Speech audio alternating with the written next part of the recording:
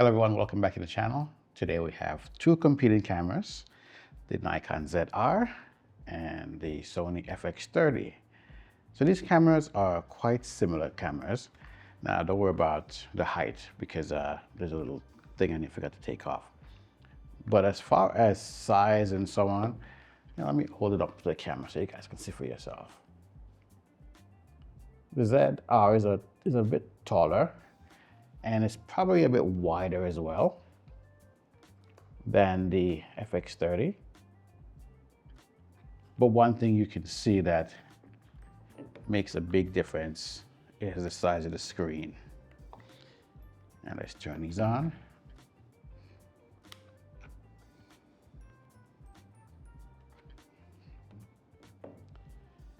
The screen size on the ZR is just massively larger because Nikon went ahead and gave us something that we've all been asking for years. I think most of us wanted a big screen for our cameras, and we finally got one. So there's some people out there I've been seeing that are asking, should I get rid of my FX3, FX30 to get the ZR? And I'll say that that's totally a use case based thing. I thought about selling this, but I didn't, at least for not for now. I want to do some tests with both of them. Granted, this is not a full frame camera, but image quality from it is pretty good. I utilize it a lot for my in-house talking video shoots, so talking head videos. And that's because I also have the audio handle, which works quite well. I can plug in XLR adapter and plug my lavalier microphone through here. Or there's another spot here, so you can see that you can plug it into. So it has options for 3 different microphones to be used at the same time. I know Tascam is coming out with something for the ZR, and that should give us some options as well. The difference though, which I wonder, it's, when you look at the top of this camera,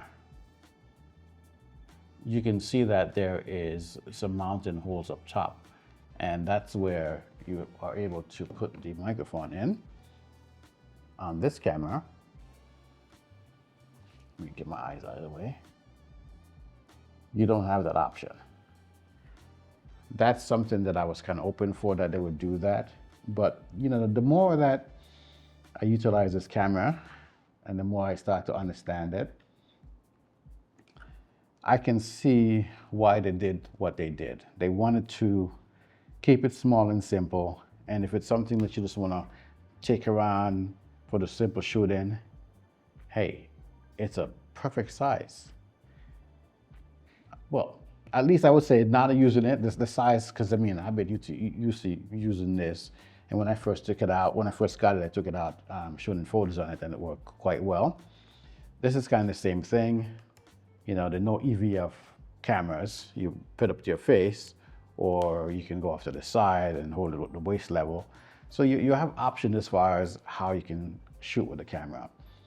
What I like about this one is the fact that it's a little bit thinner. You don't think about the fan until you see the size, the thickness.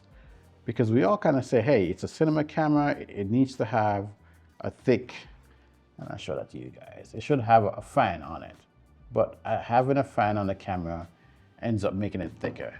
It's probably not the best way to do it because, yeah, that side. Having a fan making things thicker. And everybody's shooting for something that's smaller. I hear people complaining like, hey, it doesn't grip, it doesn't work well. I'll tell you this. I've been utilizing this grip or L bracket since I got it. And the first day I took it off because it was annoying me. I couldn't get things organized. My fingers, my mind and muscle memory is going for, how things are set up here, shutter button and the Z8 and all that. Of course, this one has a separate record button up top there. that makes things a whole lot easier. This one, it's up top also, but then when you have this on the body, it kind of makes you want to do what you would do like a photo camera, and that is look for that, well, a Nikon camera, I should say. Nikon photo camera, and is looking for that button to be kind of up front here. So it's having some problems, you know, in trying to push here, and it's not there, right? And up front, normally you have your wheel, the wheel is back here. So I was like, what the devil? The wheel itself, you know, these things are so smooth, you know, as you, yeah, there's some little click noise to them, but they're much smoother than you have on like the Z8, Z62, and so on. No tons, you know, it doesn't have a ton of button as the other ones, and that's something that I would say maybe like a day or so kind of got used to. Okay, it doesn't have the buttons. What do you do? And I started utilizing everything on the screen. If you remember my first 2 videos when I was at a touch and feel, and I was like, oh, I cannot want to dial this thing in. Dude, I totally missed those buttons up top there that says, what's it called? Exposure compensation, mode, and display. Totally missed them. I mean, I don't know. It's like I wasn't even focused on the top of the camera. Everything for me was in the screen. I was like, bop, bop, bop, bop, bop, doing this, like, oh yeah, this works. This is exactly what I want. And a lot of people go and say, you know, if it doesn't have a grip, it's no good. How are you gonna hold it? You can. You know, I've thrown this lens on there with just the body without the grip, and it works fine. I do weird things. These days, I don't even put a strap on my camera. I just walk around and grip my hand with the lens hanging out, and it's like, yeah, it's okay, it's not a big thing. For me, that works. I can't say if it's gonna work for you. You know, if you have that level of comfort, then you say you can do that, then sure. But maybe you don't want to. Maybe you wanna have the safety with the strap. I still carry the strap if there's situations where I feel like there's a lot of crowded people could bump into me, I will put it on. But for the most part, I just walk around with it like this. Now, one of the things that I've always been saying that I like how Sony lenses are kind of small, and there are times when I do utilize the 16-35 on the Nikon bodies, but I was hoping that they would have something for Nikon, because there are times when that lens, the focus kind of acts a little bit weird, and you know, sure, if you're kind of shooting some static stuff and it's right there, you don't have to worry about it focusing distances, it works fine.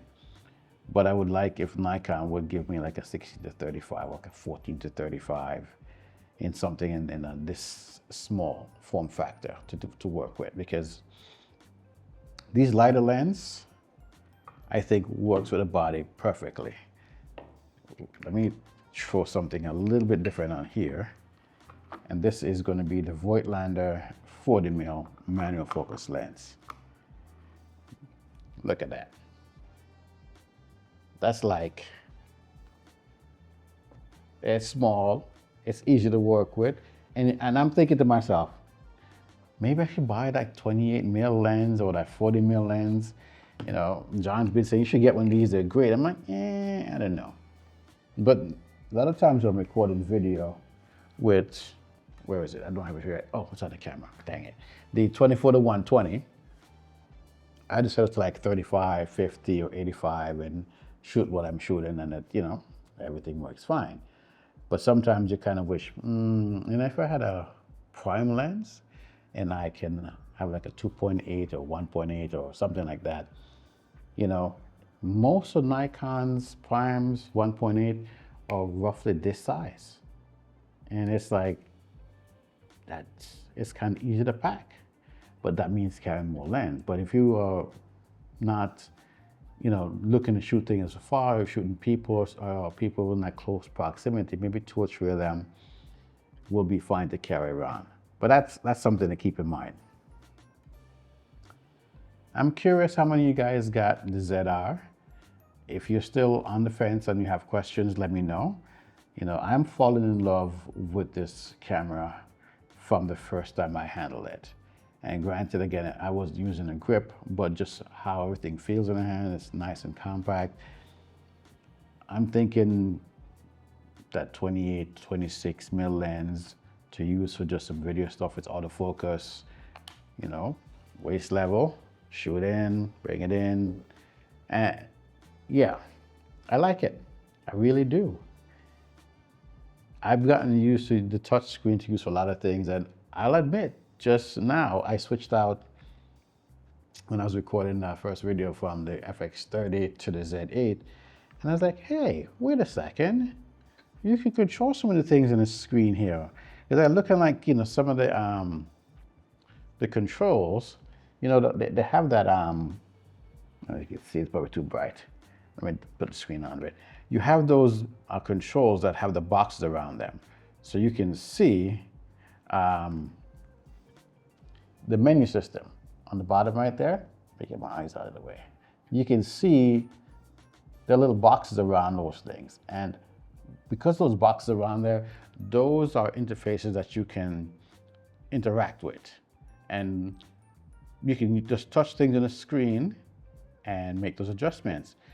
But you know, in the menu, I've been doing that in the Z8 when I want to find something, just kind of flick the screen, you know, what do you call that? I don't want to say that other word. The directional stick. You can push it down, push it up, and you can use a D-pad as well. But there's sometimes, rather than just kind of keep going down, you're just like, and just like, you know, like an iPad. You just like swipe through everything and it's like, oh yeah, that's good. Everything is good to go. So I'm liking how this has a lot of those features that are built directly on the screen. And I have to say, I'm not really missing any buttons or any different controls. You know, I have people complain about things. And I think there are times when, as humans, we get complacent. We're used to a certain thing. We want everything to be that way, and we can't let go and look at something else. You know, on the Sony camera, like for your ISO, you can you know, change that here, right? And like, well, why would you need that dial? Some people put it on here. I'm like, but you don't use your ISO that often. And so many times I've heard an argument like, yeah, but what you said is how many times are you using it? You're usually adjusting your aperture and shutter. You know, for photography and on the video side, what are you doing? You're probably varying the same thing, your shutter. Aperture. Sorry, you're not varying the shutter, you're doing your aperture. The shutter on the video side is shutter angles, and usually once the thing is dialed in, yeah. But I know a lot of people who get these cameras are photographers who are looking to get into video, and this camera is going to make it easy. And there are those younger folks, because of, you know, the price point, people who can afford these cameras, solo content creators who are looking for something that's simple and easy to work with. Yeah. This does the job quite well. In, I would say maybe a few weeks, a month or so, I'm probably going to put this on the tripod to use it. And I can tell you, at distance, because like right now I'm looking at my 7-inch monitor, and that looks kind of small to me. My eyes are fuzzy, I can't see myself very well. But yeah, for something that's closer, this will be fine. For something that's farther, yeah, bigger monitor. But anyhow, with travel, I think, you know, a little small tripod that I carry, I can put it on the table, put out to 24, maybe like 18 mils or whatever with this lens, and then record myself. I think that'll be fine. Let me know your thoughts, guys. What do you think about the ZR? Are you interested in one? Are you getting one? Do you already have one? What do you like about it? What you don't like about it? Let's talk.